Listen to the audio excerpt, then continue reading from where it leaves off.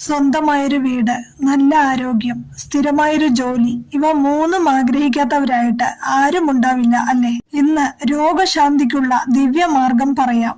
പാലാഴി മദനത്തിൽ അമൃത കലശവുമായി അവതരിച്ച സാക്ഷാൽ മഹാവിഷ്ണുവാണ് ധന്വന്തരി.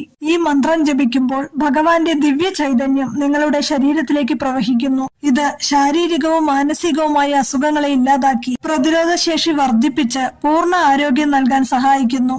മന്ത്രം ഇപ്രകാരമാണ്: ഓം വാസുദേവായ വിദ്മഹേ വൈദ്യരാജായ ധീമഹി തന്നോ ധന്വന്തരി പ്രചോദയാത്. രാവിലെ കുളി കഴിഞ്ഞ് കിഴക്കോട്ടോ വടക്കോട്ടോ തിരിഞ്ഞിരുന്ന് 21 അല്ലെങ്കിൽ 51, അതുമല്ലെങ്കിൽ ഒരു 108 തവണ സൗകര്യം പോലെ ജപിക്കുക.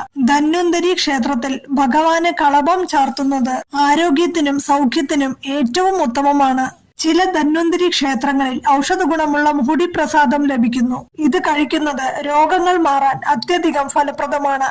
ശ്രീകൃഷ്ണ ക്ഷേത്രത്തിൽ ഗുരുവായൂരപ്പന് പാൽപായസ വഴിപാട് നടത്തുന്നത് രോഗങ്ങൾ അകറ്റാനും മനസ്സിന് ശാന്തി ലഭിക്കാനും വളരെ നല്ലതാണ്.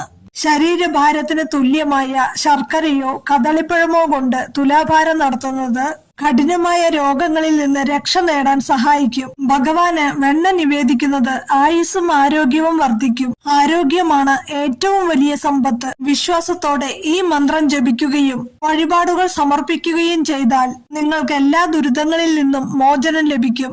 ഈ വീഡിയോ നിങ്ങൾക്ക് ഒരുപാട് ഉപകാരപ്പെടുമെന്ന് ഞാൻ പ്രതീക്ഷിക്കുന്നു. നിങ്ങളുടെ പ്രാർത്ഥന ഫലിക്കുമെന്നും ആരോഗ്യം വീണ്ടെടുക്കുമെന്നും നിങ്ങൾക്ക് ഉറപ്പുണ്ടെങ്കിൽ ഓം ധന്വന്തരേ നമഃ എന്ന് ഇപ്പോൾ തന്നെ കമന്റ് ചെയ്യുക. എല്ലാവരുടെയും പ്രാർത്ഥനകൾ ധന്വന്തരി ഭഗവാൻ സ്വീകരിക്കട്ടെ. അടുത്ത വീഡിയോയിൽ വീടും ജോലിയും ലഭിക്കുവാനുള്ള കാര്യങ്ങളുമായി നമുക്ക് വീണ്ടും കാണാം. ഹരേ കൃഷ്ണ.